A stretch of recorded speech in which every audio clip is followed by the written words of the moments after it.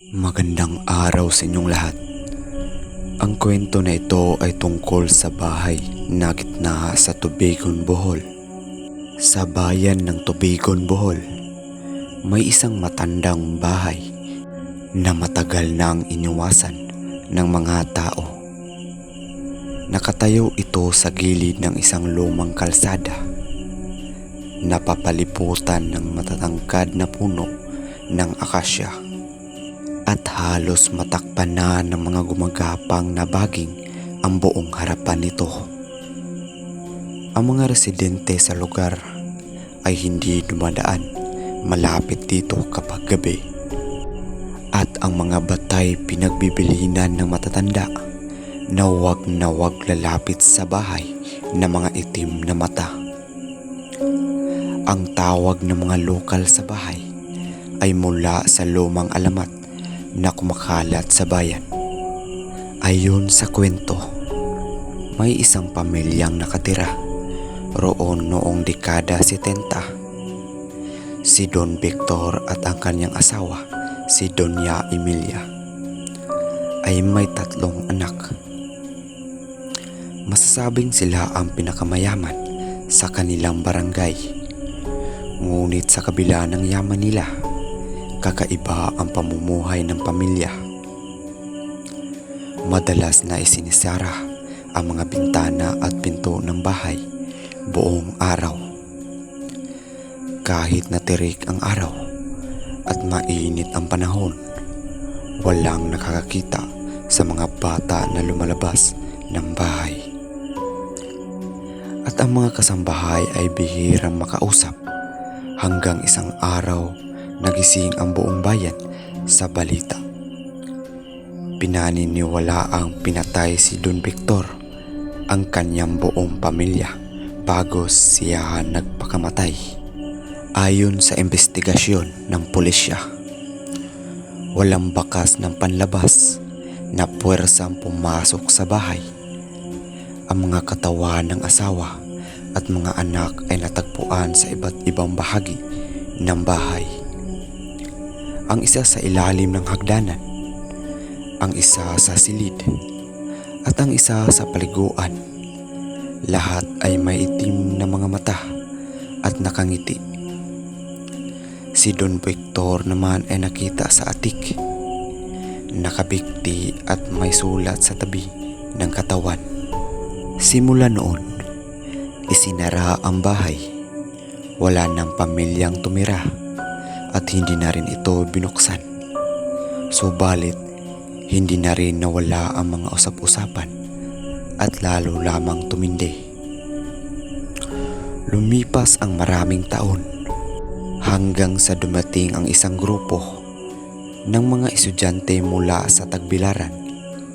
Sila ay gumagawa ng dokumentaryo tungkol sa mga abandonadong lugar sa Bohol. At isa sa kanilang napiling pasyalan ay ang bahay sa Tubigon. Bagamat pinagbawalan sila ng ilang matatanda sa lugar, itinuloy pa rin nila ang mga papasok sa bahay. Paglapit pa lang nila, ramdam na agad nila ang mga pagbabago sa paligid. Biglang tumahimik ang paligid at tila hindi na sila maririnig kung sakaling sumigaw. Isa sa kanila, si Leia, ay nagsabing parang may humawak sa kanyang braso, pero paglingon niya, wala namang tao. Pinilit nilang maging matapang. Sa loob ng bahay ay puro alikabok, sirang kasangkapan at amoy lumang kahoy. Ngunit sa gitna ng lahat ng iyon, may kakaiba silang napansin. Isang larawan ng pamilya sa gitna ng sala. Ngunit ang mga mata ng bawat miyembro ay punit. Nang itapat nila ang flashlight sa litrato, biglang bumukas ang pinto ng kusina. Walang hangin, walang tao. Ngunit bumukas ito na para bang may pumasok. Sinundan nila ito at nagulat nang makita nila ang isang maliit na silya na gumugulong sa gitna ng kusina. Isa sa kanila ang naglabas ng kamera upang i-record, pero bigla lamang itong namatay kahit bagong palit ang baterya. Mula sa likod ng aparador, narinig nila ang isang bulong. "Halika! Halika rito!" Mabilis silang tumakbo palabas ng bahay at hindi na binalikan pa. Sa footage ng isa sa kanila na gamit ang cellphone, may nakita silang sumisilip sa likod ng bintana. Isang batang may itim na mga mata at dugo ang bibig.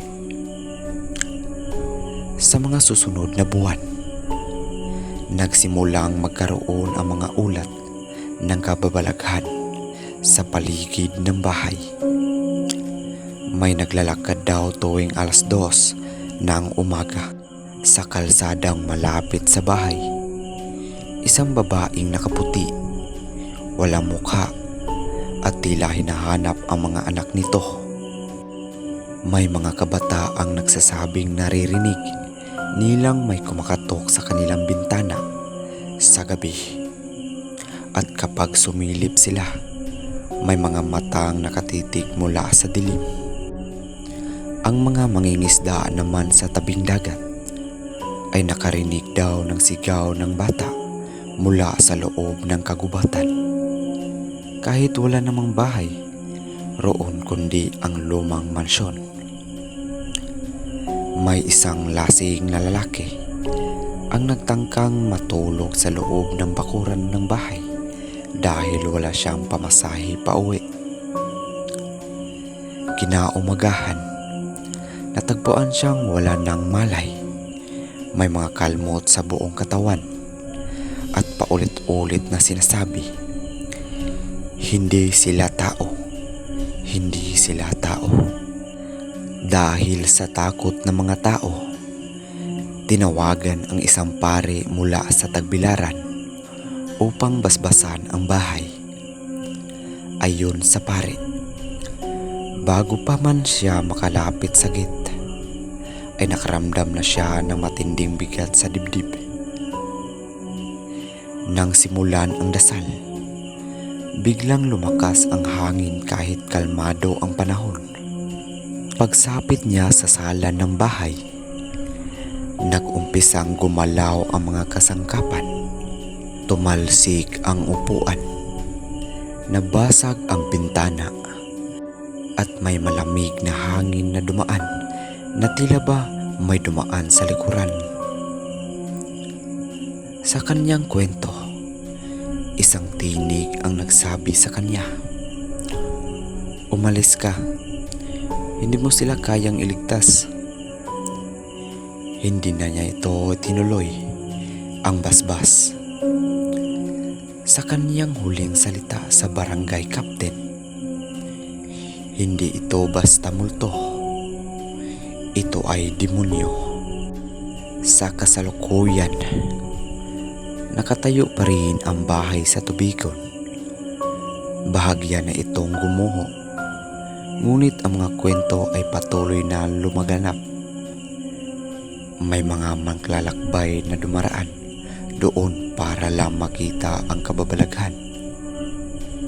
Pero may mga hindi na muling bumalik at may ilan na bigla na lamang nagkasakit o nagkamatay makalipas ang ilang araw.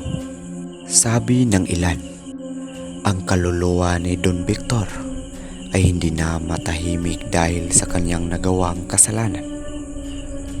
Ngunit ang mas nakakakilabot, sabi ng espiritista, ay hindi lamang ito kwento ng kaluluwa.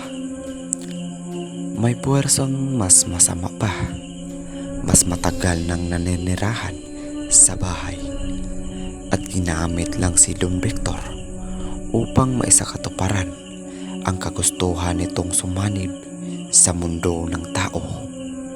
Huwag kang lalapit sa bahay kung hindi ka handa. Huwag mong tatawagin ang mga pangalan ng mga bata At higit sa lahat, kapag may nakita kang nakangiti sa dilim, huwag kang ngiti-ngiti pabalik. Diyan lang po nagtatapos ang aking kwento. At maraming salamat sa nakinig ng kwento na ito. At saka, huwag niyong kalimutan mag-subscribe o pindutin ang notification bell. At i-share niyo na lang sa kaibigan niyong mahilig makinig ng kwento na ito.